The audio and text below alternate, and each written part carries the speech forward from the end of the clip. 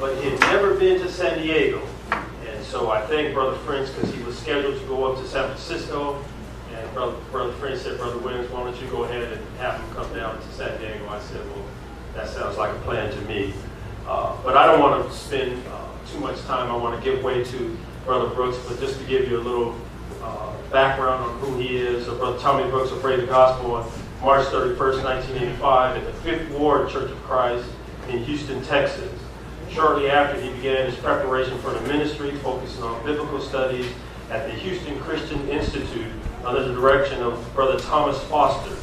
Brother Brooks served as the Ninth Street Church of Christ, located in Fort Smith, Arkansas, as assistant minister from 1993 until 1997, and was full-time minister until 2007. He retired from an upper-level management position on his secular job in 2000 to give his life totally to the ministry. On September 16, 2017, he began serving as minister for the Church of Christ in Highland Heights in Houston, Texas, where he continues to work today. During his time at the Highland Heights congregation, he has been successful in leading 80 to 100 lost souls per year to obey the gospel. Amen. He regularly conducts workshops and personal evangelism classes to teach his methods for efficiently sharing the gospel. His name has been affiliated with various publications and organizations. He was featured in 1998 edition of Forbes magazine and in a book released in 2005 titled The Joy at Work. He served on the board of directors for the First Tee program, an organization that fosters youth development through golf. He also completed mentor training with the Arkansas National Youth Challenge Program, sponsored by the National Guard to assist troubled youth. He has developed several powerful sermon series, a series of lessons and articles designed for the spiritual development of the entire family. Brother Brooks has made regular contributions to the 21st Century Christian Publishers Blueprints for Christian Living and Character under the Construction series, as well as their latest series, Cornerstone of Faith. In 2013, he was part of the Cornerstone of Faith series. The book guides us through Solomon's wisdom to help us build a life that counts for eternity and adds meaning to our existence in the here and now. Looking at the man in the mirror, a study of the book of James is also one of Brother Brooks' works. Brother Brooks' 2015 publication with the Cornerstone of Faith series allows us to look deep within and see ourselves as God sees us. The study should help us to look at ourselves in the mirror, the scriptures, to fix whatever is out of place, especially if we're trying to look like Jesus in the world today. Amen. Brother Brooks has been married to Sharon Brooks for 36 years. They have 3 daughters and 1 son and 6 grandchildren. His hobbies include fishing, hunting, and golfing. And so I'm going to ask Brother Whitley if he would come up and give us one verse of a song, and the next voice you will hear will be that of Brother Tommy Brooks from the Highland Heights Church of Christ in Houston, Texas. Let us notice on 6:13, hold to God's unchanging. I think we all know that. We know it well enough to do a standard. And if you wish with transition, no earth who can stand, give a hope something eternal. Hold to God's unchanging hand. Hold to His hand, to God's unchanging hand. Hold to His hand, to God's unchanging hand. Build your hopes on things eternal. Hold to God's unchanging hand. Hold to His hand, to God's unchanging hand. Hold to His hand, to God's unchanging hand. Build your hopes on things eternal. Hold to God's unchanging hand. Amen. Rejoice in the Lord always. Amen. Yeah, I say rejoice. God is good. Amen. the time, but God is good all of the time. Amen. And all the time, God is good. If you're happy to be alive, I'd like to see you smile and say amen. Amen. You do that? How many of y'all want to go to heaven? Amen. Just break the ice. If you're right now, let's just get a lot of smiles. I'm a joyful kind of guy. Amen. How many of you really want to go to heaven? Amen. We say amen. Amen. Amen. Amen. Do it. Amen. How many of you want to die right now and go? Say amen real loud. Die right now and go. Well, we at least got one or two, and the rest of y'all need to hear the word. Everybody wanted to go to heaven, nobody can really hear and get there. If you're here today and you're not a member of the Church of Christ, you're my very important person. You're a VIP. You're the VIP of Brother Bruce. Amen. Yeah, you are. There was a day when I was not a member of the Church of Christ. And I didn't know why a lot of things that were done, such as taking the Lord's Supper or something. I didn't know we should do that. I didn't know that there was only one church in Christ. I didn't know about that. I didn't know that one had to be baptized to be saved. My sad story is that there was a day when I got a phone call. That phone call was from my sister. And she said, Tommy, Michael is dead. Michael Blake, I asked. She said, no, that was my brother. Michael Lewis? The other brother, no. There's only one other Michael left. My little brother, 20 years old. That day was the darkest, gloomiest day of my whole life. I had never experienced a sort of baby. I didn't understand why my baby brother died. Severe depression for 3 months. I did what worldly people do. Drink, smoke. All the things to try to take the pain away, but ladies and gentlemen, every time I woke up, the pain was still there. On March 29th, 1985, I visited, I broke down rather on my job, and it was the last breakdown, I think. My sister suggested that I get help. A psychiatrist. I did what depressed people do.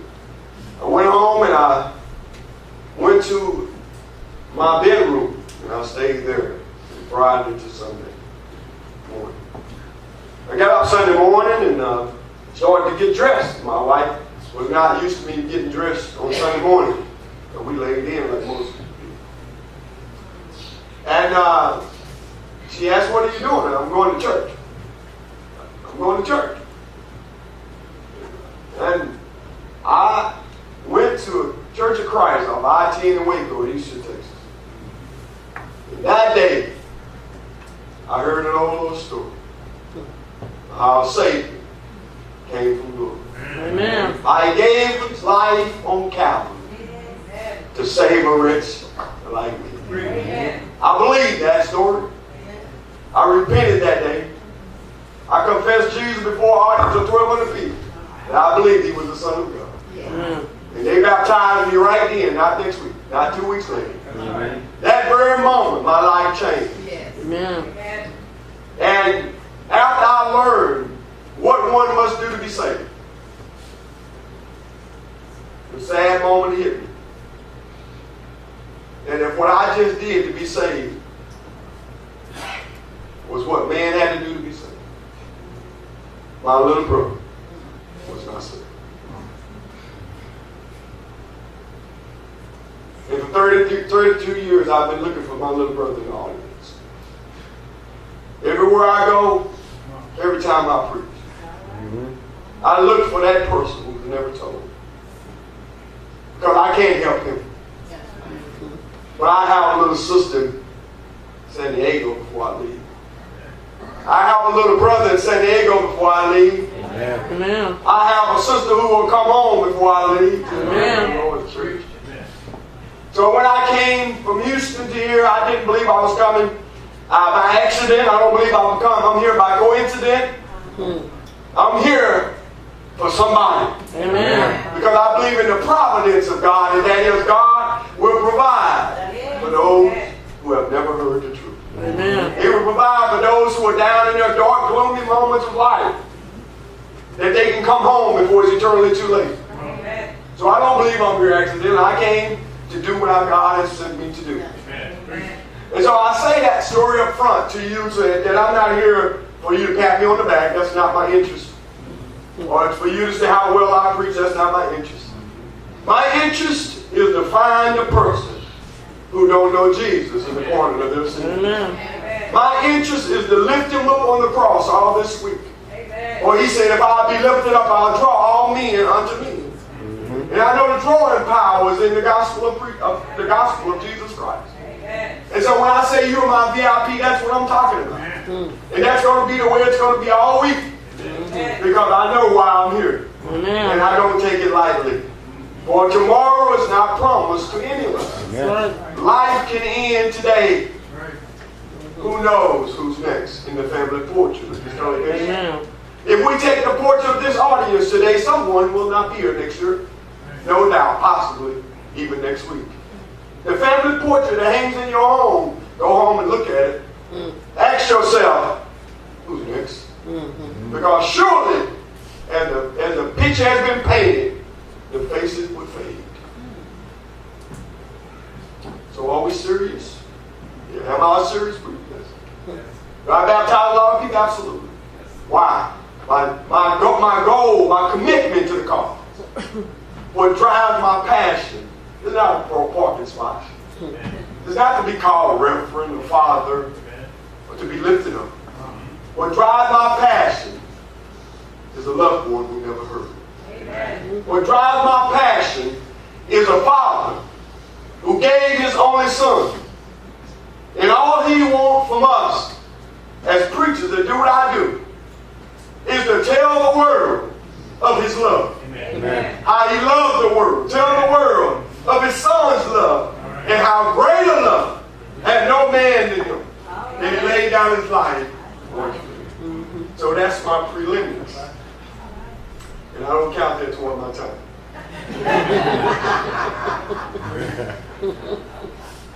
It is awesome. It is good to be here with Brother Williams and the rest of the members of this fine congregation.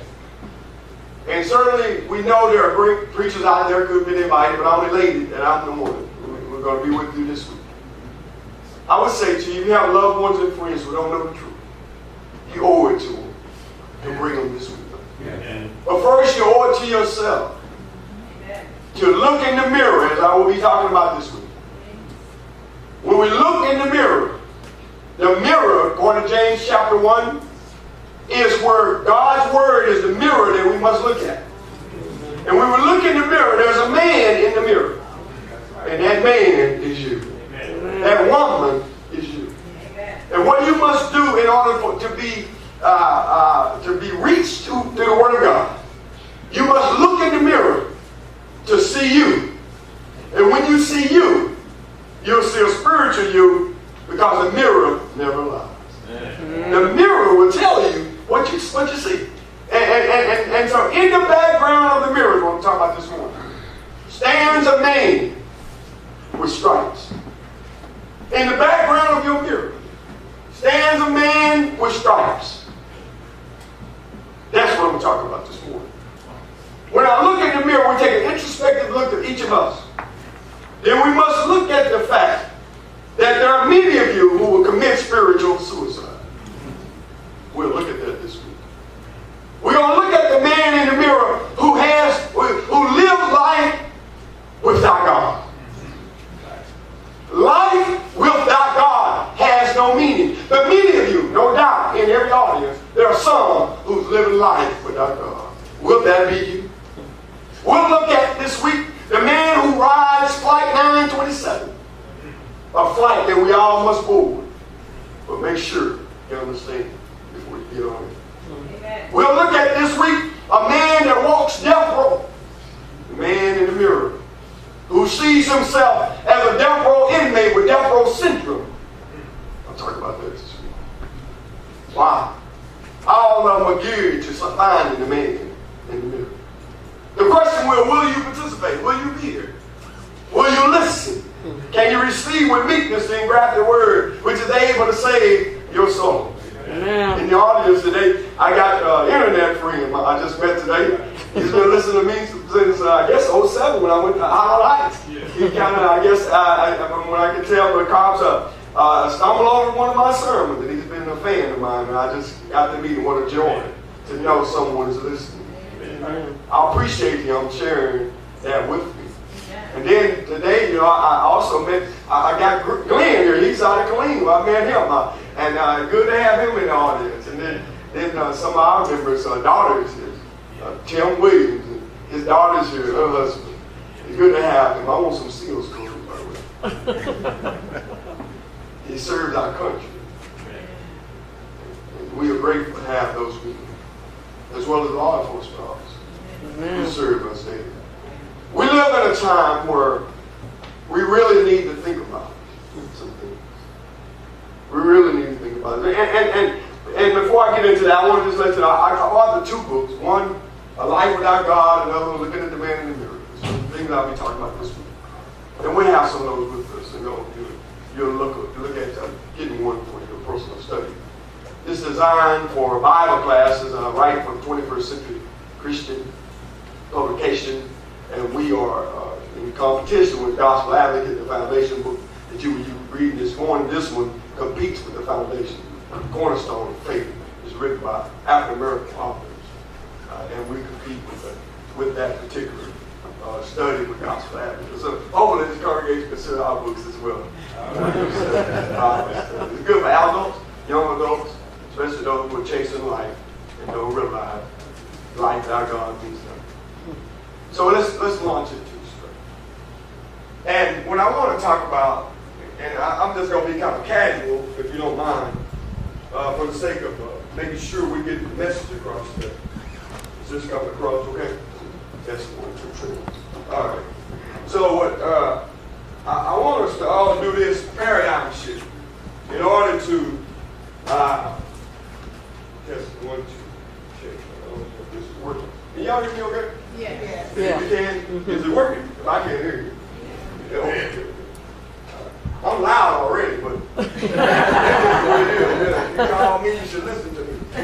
You said, I'm not going to change my style. This is the way I preach, and I say, when people call me, I say, have you ever heard me preach before? Because I'm not monotone, I'm not a lecturer. I'm a preacher. Amen. This is what I know. That's all right. So if I'm too loud to plug your ear, because I'm probably going to say that way. I'm just here for a purpose. I understand my purpose. And I really know that when you meet people, there are things that you got to get to know me, and I kind of got to get to know you. But here's how we need to do it. There's something called paradigm shifting. Paradigm shifting is when your view changes. See, many people come into a session like this, and they already believe they're saved, or they already believe they're okay, and they can't see themselves because they don't know how to shift their views. Paradigm shifting is, let's go to New York. How many of you have been to New York before? New York, all right, New York. When you get to New York, this day, I'm going to take you to New York, and when you get there, there's a subway train. Y'all with me? Amen. Okay, on the subway train is a man who's in the train, and it's very quiet in the train. No one is on there but him, okay? And so the train takes off, and no one is in the train but one man, right? Okay. It's very quiet. Y'all with me? Yeah. It's very quiet. Okay. No one is in there, just this one man, and it comes to a stop. When it gets to the stop, the doors of the train open. Y'all see him? Mm-hmm. Okay, the man steps in, a father with 3 children. When he walks into the train, he steps into the train, and the father sits down by the man that was in a quiet environment. Y'all got that part? So it was quiet at first, right? So the father and 3 kids step in. Of course, once the doors shut, the baby kids start to work. Y'all know what that means? Some of you don't know bad kids, baby. They call them bad kids. They get bad. And you've been in a Walmart or something. You just want to take a baby kid and just. Oh yeah. Yeah, that's what I'm talking about. He put them down, just cutting up. The kids were going on. They were all over the place, loud and screaming. And the man took it as long as he could take it. He said, man, look at there. He hunched his father. He said, can't you do something about your children? They're out of control. And the father of the three children had his head down like this. And he raised up and said, "Oh, I'm sorry, sir. You see, we just left the hospital. And their mother died. And I don't know how to tell them." You feel it? He said, "Oh, I'm sorry, sir. Anything I can do to help?" What happened? His view was, here's a man who is inconsiderate, with bad kids, disrupted my life. He went from that view, and his view changed on the spot. He didn't have to pray. You know how people say, "Well, I'm going to think about it, I'm going to pray about it." He didn't have to pray about none of it. The view change occurred as soon as he got the information. The information changed his view. To be saved, some of us got to change our view. Amen. Your view must change, or you're not okay if you're missing worship. You're not okay if you're not taking the Lord's Supper every Sunday. Amen. You're not okay if you haven't been baptized. You're not okay if you don't believe that the Bible is right over you. You're not okay. Amen. You're not okay. You don't want to die like that. You're not okay. You're not okay if you haven't been washed in the blood. You're not okay if you not take communion every Sunday. You're not okay by missing every other week. Right. Missing worship. You're not okay. You're not okay about you being good. Amen. Good people don't go to heaven. Amen. Obedient people go. Amen. Jesus said in Matthew chapter 7, verse 21, "Not everyone that says to me, Lord, Lord, shall enter into the kingdom of heaven, but he that do the will of my Father. Many will say unto me that day, Lord, did we not prophesy in your name, and in your name cast out devils, in your name done many wonderful works?" And Jesus said, "I will profess unto them, these good people done many wonderful works. I never knew you." What was the problem? He never knew it. He never knew them. I use the board of my too. Why? In Isaiah 59, anybody want to read for me, that would be helpful too. I'm used to reading. I just grab the Bible, Brother William, grab the Bible. I use the King James Version. You might well get used to, won't be here all week. Get a King James Version and a microphone in your hand and read for me, because I'm used to readers. And if you want to know what the Bible says, you need to read it. So here's the problem. We said we want to go to heaven, right? And you know, what the theme I was given by his stripes over here, we know that's Isaiah 53. If you know anything about the Bible, he was led as a sheep to the slaughter before his shears dumb. He opened out his mouth. That's right. And so Jesus, there were stripes on him. But I want to talk about this fact that before I get to that piece of the study, is that Jesus said not everybody was going to heaven. And he said that not everyone that says, "Me, Lord, Lord, shall enter the kingdom of heaven," but he didn't do the will of my Father. Many will say unto me that day, "Lord, do we not prophesy in your name cast out devils, done many wonderful works?" Here we are. Then he said in verse 23, "I will profess unto them, I never knew you." So why didn't he not know them?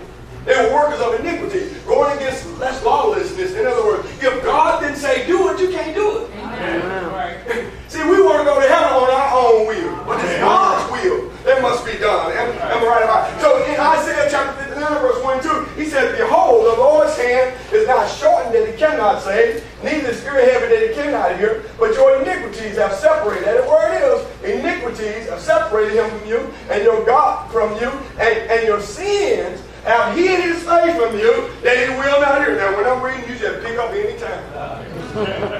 Teach him how to read for me, too. I'm a quoter. Now, I can quote all of this, but I don't want to quote all of it. But I want you to read it. Y'all want to read it? I said, let's do it. "Behold, the Lord's hand, now what?"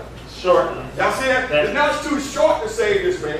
Neither is ear heavy to hear. Read over. That he cannot save. He cannot save. Neither his ear heavy. His ear's not so. There's not so many prayers going up that his ear is an overload on his ear. That he cannot hear. That he can't hear. But your iniquity. Doing what God didn't tell you to do. Have separated you. That have separated you from and God. your God. And that's the problem. And your sins have hidden his face from you. He will not. And he will not hear. Now people say, "Oh, he will not hear." They say, "Well, I pray to God all the time." Now here, a paradigm shift. Now either the Bible right or you right.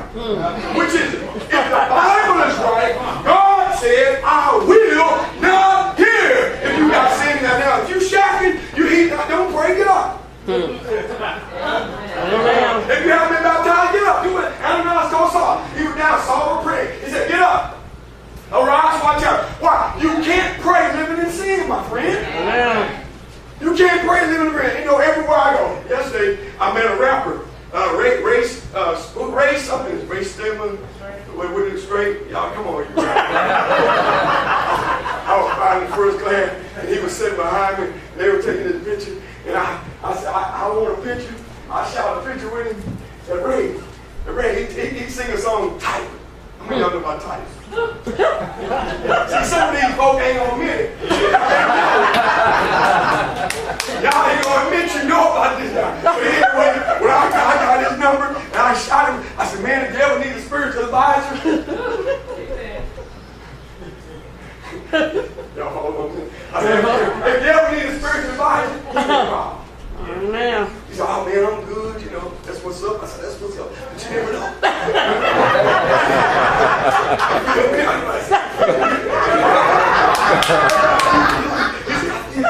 I said, okay, hit me up, man. We'll chop it up about the Lord. Right. Some of the old folk don't know what chop anything we talking about. We ain't chopping it up. We ain't chopping it up. What I'm saying is that, back to the point, hear that. He can't pray, that young man. That's right. And in his rap song, he said, my mama tell me I ain't living right. All right. Y'all know the song, don't you? She said I ain't living like her soul, or something like that. And I said, your mama was right. Amen. But so here's what I'm saying. If you're in this audience, young people are dying all the time. Teenagers are dying. I married one in Houston. We married a young man, 28 years old, walking to a store. Well, they shoot him because he's stealing. Sin. What's the problem? Sin. What's the world problem? Sin. Why we got divorces? Sin. What's the marriage problem? Sin. What's going on with the police? Sin. Why are they killing young people? Sin. Why are they killing innocent people? Sin. Why are innocent people killing police officers? Sin. You can say it. The problem is not skin, my friend, is sin. Amen. The problem is not skin. All souls matter. Amen. That's right. And when the devil got us focused on anything other than sin, he got us. That's right. The problem, my friend, is that you got to look at your life. Are you in sin? It don't matter. So I'm 60, 70 years old. You can't tell me you don't get too old. Amen. All of us have sin. Amen. I'm looking for my grandmother who needs to be baptized. She's in her golden years, 60, 70, 80 years old. You ain't got no time to play games. Amen. You need to be in the Lord, living right. That's right. He told us 10. That's 70. I didn't come from, maybe I came from Houston for a 70-year-old. You got one foot in the grave and one on the banana peel. You ain't got no time to be talking about why you ain't gonna be baptized. You got the paradigm shift. You're not gonna live to be 170. And I know some of my elderly people at home. I talk to my members like this. Why? Sometimes, you know, we get too old to learn. We act like we already know. The Word of God is for all of us. If by reason of script you make 80, 90. Look at your obituary. It's in the 70s. It's just like the Word of God said it. So what am I after? I'm saying all of us got the same problem. I got it, you got it, the police officer got it, the rapper got it, my wife got it, you got it, my children got it. We all got it. Why? We all have sin. And the wages of sin is death, my friend. The wages of sin, according, this is spiritual death. Did you know it? This is called spiritual death. The second problem that we all got when it comes to this matter of sin is found in John 8:21. When Jesus said, I go my way, you shall seek me and shall die in your sins. Where I am, you can't come. So here's your life and my life. Get out and look in the mirror. Here you've been born, you're on a countdown until you die. All of us. Life is not counting up. Life is counting down. We get happy by birthdays. Let me refocus you. Every birthday is just a day closer. That's right. Amen. I don't really celebrate them too. I take the gifts, but I already know how God said you're a day closer. Can't you hear the wagon train coming? The death wagon train is coming. Can you hear yours? Brother Brooks, you scaring me. Maybe you need to be scared. Maybe I need to put some fear in you. Because you ain't seen yourself in the mirror yet. This doesn't apply just to me. It doesn't apply just to you. It applies to all of us. Why are we doing this week? Why did you call me here? To hear a good fancy lesson so you can clap or maybe shower or get real good, feel real good about yourself? Or did you call me to help you? If you call me to help you, then the first person got to get help is you. Amen. You got to see yourself. Or you liberate yourself. Jesus said, if you die in your sins, where I am, you can't come. And I asked everybody at the beginning of that, who want to go to heaven? Everybody wants to go. But if you die like this, you can't go to heaven. That's the problem, isn't it? Is that a problem? That's the problem. Or is dying a problem? You know, people are all wild, not really. People die all the time. Is it that how I die now or did I die in sin? Which one matters? And does it matter who killed me or did I die in sin? What matters? Which one matters? Which one really matters? Is it a car accident, a gunshot wound? Is it a drug overdose? Is it just a massive heart attack? Did you just die in your sleep? Come, I just want to die a peaceful death. Okay, is that what's really important or how you die? Did you die in your sin? How should we live? So that we don't die in our sins. Why? My soul matters. Amen. That's why I'm here. Will you bring your friend? Will you bring your neighbor? Will you bring your children? Will you bring your husband? Who you know is in sin?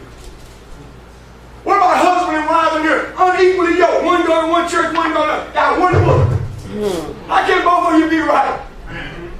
It's like going to two math classes. Both of them got the same math class. One math teacher says 1 + 1 = 2.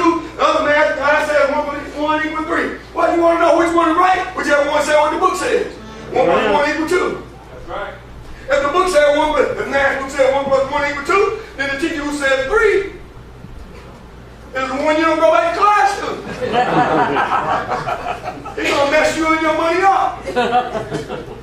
Because you ain't going to know how to count your money. Right? It's the same thing about going to a church building. If they all got the same book, then every preacher should be saying this. Because that came from the book. Jesus said, if you die in your sins, where I am, you can't come. How many of you here today, if you were to die right now, will die in your sin? Don't answer. Because you don't have to. Because what happens is, God is the helicopter on parade in your life. He sees you. Amen. He sees your thoughts. And he knows everyone who said, I would die in my sin right now. He knows every one of them in here, the state of being. The question he has for us is, do you know? Will you be honest? The only people going to heaven that will receive the word of God, according to Luke 8, is those who receive all of the good and honest heart. You have to be honest enough to say, that's me right there. I'm in trouble. I got a situation. And will you leave with that situation? Will you leave like you came? Or will you be like the man in the car? You got to shift. You got to say, man, I need to get baptized if that's what it's required. I need to repent, confess. If I'm a member of the Church of Christ, I know the truth and I have not been faithful to my Lord. You got to get it right. That's right. Amen. That's what this congregation should be praying for, that the members who are members of it, our brothers and sisters that have come home, that are restored to the church. Gospel preaching restores those members of the church who have left the Lord. It also brings new members in. It's the same power. The power is in the preaching of the gospel. So what are you saying, Brother Bruce? When in Isaiah 53, let's go Isaiah 53. And as I get ready to close out this message, I'm going to close it out. And then I'm going to give you an invitation here. But my point today is only this, is that if I look at this whole matter of us going to heaven, it just comes down to individuals being honest with themselves. Amen. It comes down to you wanting to really go. It comes down to you really wanting to do what God's will is for your life. In Isaiah 53, Isaiah said, who shall believe the report? Believe my report. report. Who gonna believe the report? Read And it. to whom is the arm of the Lord Whom is the revealed? arm of the Lord revealed? But he shall grow up before Talk about him Jesus. He gonna grow up before him as a as a tender tender plant. root. Read. And as a Root root out of the dry ground. Read. he hath no form nor He's talking about comeliness. Jesus. Had no form, no comeliness. Read. And when we shall see him, And when we see him, there is no beauty. that he didn't come in desires this him. beautiful man that comes in and nothing happens to him. He is despised. Everybody got this picture of Jesus like this very good-looking man hanging on a cross. Right. Oh, he looks so sweet. No. No. Listen what he He said. is despised. He was despised. He was rejected. of men. I'm talking about God's child now. You really want to talk about what matters? Is that people like me do what I do? Let you understand that that was God's child. That was his only son on the cross. It was him that God sent like a tender plant. And they would take him and break a tender plant. A root that's out of dry and snatch him out. Read. He don't look good. It was a man of sorrow. Acquainted with grief. He was sorry that the people would deny him. He would be sorry. He would be acquainted with everything we went through in this life. He know what it is to lose a loved one. He know how I feel. He lost Lazarus. He wept. When Martha and them was crying, he wept. He was acquainted with sorrow. My friend, he know what you're going through right now. He know your situation. He know your condition. He know what's going on in your marriage. He know what's going on in your homes. He know what your life is like. He know your dark closet. If you're into pornography, he knows it. Amen. Everybody look holy. Amen. Everybody look like they love. Don't love. Everybody who act like they love. Don't love. Guess who knows? God knows you. Amen. You know what brings sorrow in my heart? When I'm not where God wants me to be. Amen. When I'm not all he wants me to be. And every one of us in here today can connect to what I'm saying. Because all of us are humans. We mess up. All of us mess up, don't we? Yeah. Just be honest for a change. Don't we just mess up? Yeah. So God knew that. He was acquainted with sorrows and griefs. And And we hid as him, our face from him. Read. He was despised. He was despised. He was esteemed not. He was. Surely he has borne our He griefs. bore our griefs. He And carried carried our our sorrows. Read. Yet we did esteem him stricken. Speak of God Of God and and afflicted. afflicted. Read on. But he was wounded. There is for where our I want to be. Here you go. Here's the He problem. was bruised. Then what happened? Here's the transgression. Now he was wounded for our transgression. That's right. He was bruised for our iniquities. And the chastisement Of our peace. of our peace is upon him. By his stripes. We are healed. That's the theme he gave. What is it about those stripes? Yes, ma'am. Yes, sir. The first stripe. I'm close. Here's what you understand. That God so loved the world. Amen. So loved you. So loved me. That he gave his only begotten son. Jesus the Christ. Took off the robe of divinity. Came down from heaven. Put on the robe of humanity. Amen. Walked among men. Lived to be 33 years old. Had his last supper as a death row inmate. A criminal who was innocent. But he met with his disciples. And when he met with his disciples, he told them that he was got to go and do some things. That his hour had come. Amen. I'm trying to get us to see that God loved us. Jesus came. When he came, knowing that he had to give his life so we could be free from sin. Am I right about this? Amen. Yeah. And then when he left his disciples, he went to the Garden of Gethsemane. And when he got in the garden, he got down and prayed 3 times, asking God, let this cup pass. I don't want to go through the pain. I know. He knew what he was going ahead of him. He knew what he was going to die. He knew he was going to get the whipping. He understood what it was going to feel like. He was like us. He was human like us. He knew. And so he prayed 3 times. He couldn't make it. And he started shedding blood in the garden. The Bible said blood came out of his sweat. The capillary And what happens is you got the sweat gland and the capillary, and so when you're so anxious or so stressed out, they bust. And that's how it comes out in your sweat glands. That's how anxious he was. He didn't just die. He had mental anguish in the last hours. Then took him, he led him out of the garden, went through 6 trials. And then when he stood before Pilate, Pilate said, what y'all want me to do with him? They said, crucify him, kill him. He said, what did he do? What did he do? What did he do? He said, I found no fault with the man. So whose fault is it? Then he had to die. It's mine.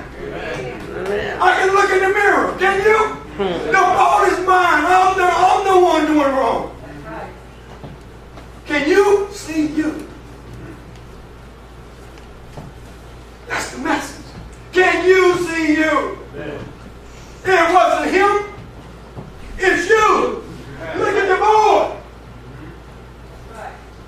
The board is pointing at you. Amen. And in the background is the one with the stripes.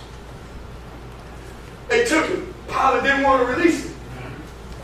And so Pilate said, what about Barabbas? He said, no, give us Jesus. So Pilate took him. And the stripes would come because they were tied around a pole like this. And they used what they call a whip called a flagellum, or the cattle 9 tails. And at the end of the whip would be metal fragments of bones and glass.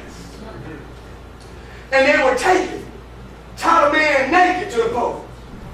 And the lictor, they call it, would take the whip. And he would hit the man. And he had 9 different ends. So I don't know how you see Jesus. But I want you to see him right now. But when they hit him, the 9 licks went all around him, all over his body. It wasn't just right in here. He was bruised. He had stripes all over him. For every word the whip hit, it tore bones and fragmented his skin away. And we act like it don't matter to us. Come on. Amen. Preachers act like they did. Oh, except Jesus, your brother said, no, he suffered. Amen. He didn't just die for us. He didn't just die for the one church, the Church of Christ, so us to act like we can't tell people about it. He took the women. Amen. I'm telling you, Church of Christ, who don't believe in the oneness, you're not going either. That's right. Why are you saying that, Brother Brooks? Because that's God's child. Amen. It was his child, the price. He took the whipping, and when the stripe came out of the stripe, what came out of the stripe was blood.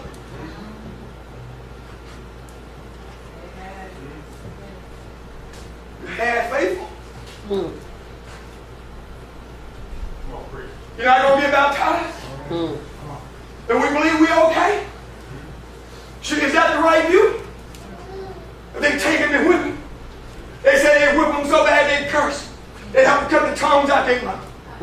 The Jews hit him 39, saying 1. Some preachers said, well, you know, Jesus got hit 39, saying 1. No, he didn't. That was Paul. The Romans beat Jesus. It was Pilate's soldiers. They didn't count. They whipped him and whipped him and whipped him. And Isaiah said, his visage, you could not recognize him from the beating. Not only did they whip him, they slapped him. They hit him with a clenched fist. They spit on his face. And his face put a crown of thorns on his head for the cop. And then somebody crown of thorns on his head, put that tree on it in particular. I'm talking more about that this week. Marched him up the hill called Calvary. Or Golgotha, place of the door.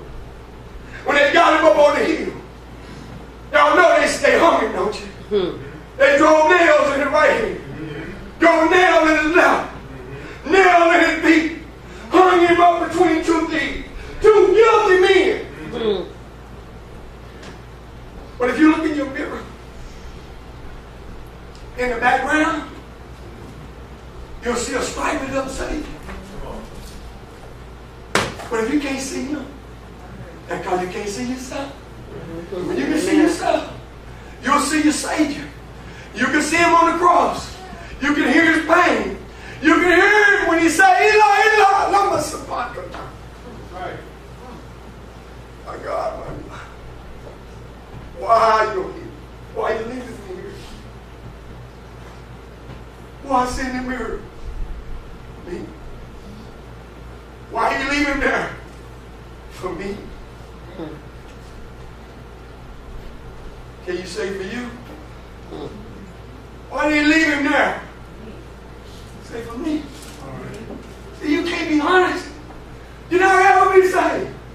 You can't be real. Is this a game? Is this just a Sunday morning ritual? We just come in every Sunday. Oh, I gave my Lord my best. Oh, really? Really? Is that going to be good enough?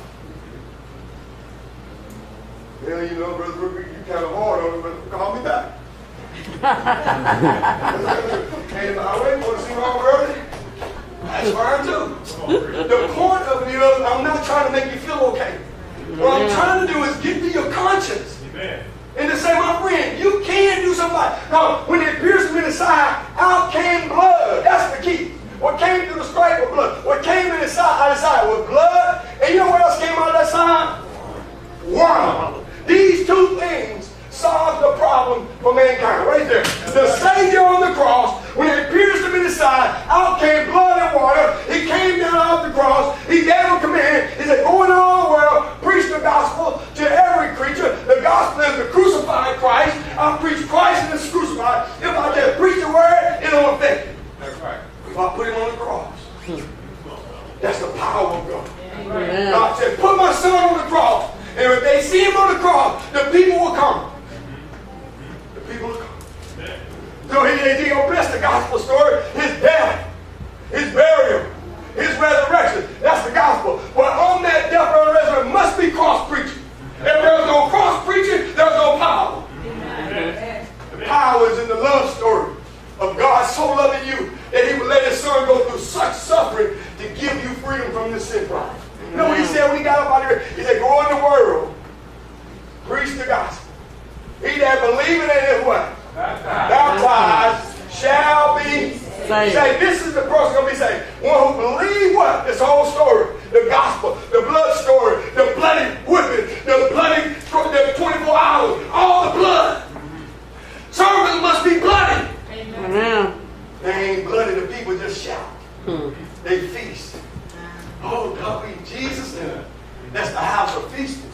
But Ecclesiastes tells us we must go to the house of mourning. That's right. You can't be saved feasting.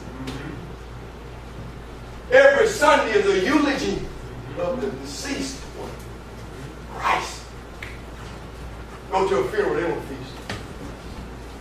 They mourn. There'll be a funeral every Sunday.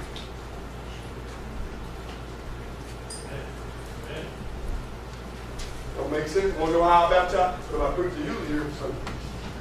Everywhere I go, I preach his eulogy. I speak well of the deceased. The one who died is the one I'm talking about. I'm talking about the Father who loved you. And I tell the people who want to be saved, here's what you must do. Believe the story. How many of y'all believe it? Amen. How many of y'all believe me hung on the cross of Calvary? How many of you can say thank you, Jesus, for hanging for me?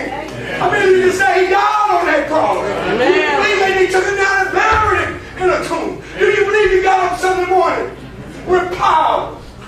You're going to all the world. Tell them what I did. Tell them, Tommy. He doesn't believe it. Baptize him, my Lord. Revelation 1:5 said, the blood will wash away sins. Jesus, he loved us and washed us from our sins in his own blood. What can wash away my sins? Nothing but the blood of Jesus. What can make me whole again? Nothing. So when I get baptized, baptism is your death. You are separated from God right now. We bury you in water. Under the water by faith, you contact blood. That blood, according to the scripture, will wash away your sin. And that, my friends, when you're saved, under the water. You resurrect to live a righteous life. As long as you're living a righteous life, and you stay in the walking in the light, and there's blood in the light, as long as you stay in the blood, heaven will be your home. Because the cleansing power is the light where the blood is at. But if you leave the church, if you leave the Lord, you went back to darkness. 1 John 1:7-9. So you got to stay in the light, and heaven will be your home. You don't have to worry about it. You can ask for forgiveness because you've been washed in the blood. It's just chemotherapy, that's all. It's when you find out you got cancer, you go to the doctor, he said, what do you want to do about it? He said, I need to get that thing in remission. Amen. Amen. When they killed Jesus, they asked Peter what to do. He said, repent and be baptized, every one of them, in the name of Jesus Christ for the remission. Baptism puts cancer in remission. Amen. Once you put it in remission, the hospital is the church. You got to come and take medication every week. Drink the blood. Wash the blood. Drink the blood for the church. Drink the blood every Sunday. Stay in the light. Live right. Ask God to forgive you when you mess up. God, you've been washed in the blood. Amen. Y'all like that? They good? Don't understand. Read this, bro. When they brothers come by the water, God didn't add them to the church. You know what church they add them to? Well, I would take it back, but it ain't in there. I wouldn't tell you Methodist, it's not in the book. I would say Catholic, it's not in the book. Wonderful people. But the church is not in the book. The only one in the book. Where's the son's name? It was my son. His name was TJ. I told you never to change his name. I wouldn't be a police father. If I went to a building, my son's name wasn't on it. But it wasn't your child that died. It was mine. It wasn't your son. It wasn't your son's name. It was my son. And God gave his son. And Paul said this to the Roman church, says, salute one another with a holy kiss. The churches of Christ. All right, salute you. The church in the Bible is known as the Church of Christ. It is not this building, it is that teaching. That makes you a Christian. If you have not been saved today, what I want you to do, I want you to come just like you are. You come with problems in your life. You come to the Lord. You come today with situational situation. I don't know your situation. I don't even know what you're going through. But God knows your heart. He knows you. How many of you have really looked in the mirror today? How many here would come because they're members of the church and at least say, y'all pray for me. I don't want to die like this. Amen. Who got the courage to come and say, I want to come back to the Lord. I've been gone too long. I'm coming back just as I am. Who in here have the courage to come down here and let us baptize you this morning, right now? Amen. Who is it? Is it a young person? Is it an old person? Is it nobody? Well, we soon shall see. You know how you come? By hearing. Acts 15. You hear the word of the gospel, believe. You're going to be seen. Right where you are, you say, I don't want to leave like this no more. Confess before God, for this all you believe in Jesus Christ, Son of God, Acts 8:37. You have to say this. I ask you, do you believe in Jesus Christ, Son of God? You say, I believe that Jesus Christ is Son of God. After that, we will baptize you. Why? Right now, immediately, you're not saved until you contact the blood. Amen. You got to get you some chemo. Push the disease in remission, you're saved. You're okay to die. If you ever want to know the best time to die, right after baptism. Amen. That's the best way to go. Yeah, go take me under, give me up, let me get on out of here. I'm all right here.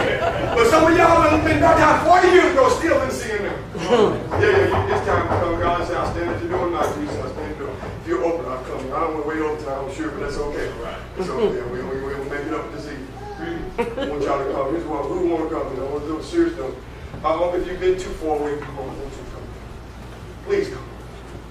If you're going through something in your life, you don't know how to handle it. Eyes of the Lord over the righteous. And his ears open in prayer. We want you to come and pray for you. And we want those who are not members of the church of Christ, even though you might have been baptized before, there's only one true baptism. And one true baptism puts you in one true church. Don't you leave not a member of the church of Christ. And then go get your family. Like I did. Go get your family. Don't lose nobody else. Go get your family. Right. Sisters, brothers, mamas, and daddies. Bring them out. Let them hear me this week and see what God can do. It would have changed life. I'm 32 years into this. I know ain't nobody proved it wrong yet, and ain't nobody going to prove it wrong because it's all book, chapter, and That's right. Yeah, just as I am, this is what I want to do. I want you to come just like you are. Now, here's what happened. I don't know how y'all do it here, but what I found when people have to walk to the front, it just gives other people courage to walk. If you want to come for confession, if you want to come for prayer, why don't you just come down to the front and do it? If you don't want us to pray with you, because you know this has been a good time for you, a good message for you, and it's time for you to revive, restore, reconcile to God, you ought to come. And then others who need to be baptized, come to the Lord. Let's get them to stand and sing.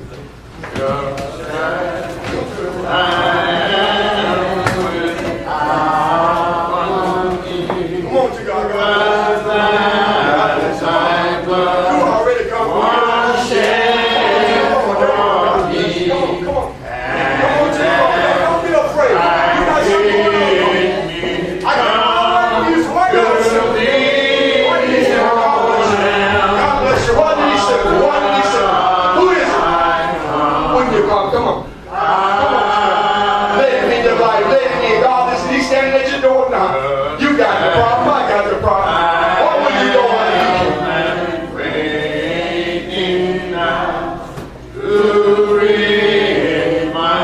you come?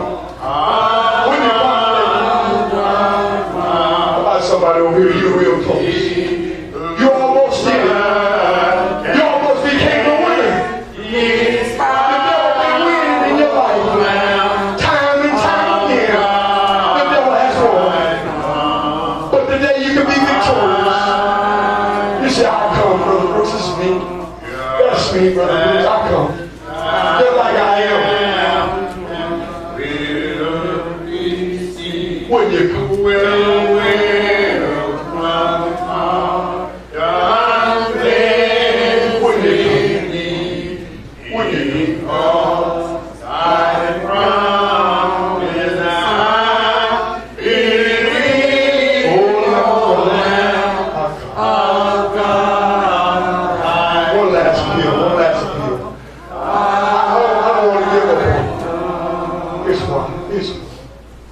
I might be the last one that ever appealed. I may be the only one who ever appealed. But right now the devil wins. He's won in your life time and time again. And this is as close as you ever come. You're so close to moving that you're thinking about it still right now. But I want to say what you are. When it comes to winning, you know, there's a statement saying, you know, be all you can be. That's what we tell our children. Be all you can be. But the single slogan now is just be what you want to be. You can be more than what you be. But because you stay right where you are. You'll never be all you can be in the eyesight of God. Amen. But you can't say that this preacher didn't preach. You can't say you didn't know. You can't say I didn't tell you. All you can say, I didn't believe it. Because anyone who believes this will do what these people do. But maybe these are the ones we're here for. Maybe it's only them. Because Jesus says, few will be. So just one more verse of a song. And then we're going to turn the service off. One more verse. This is for that person. That one person I just talked to you.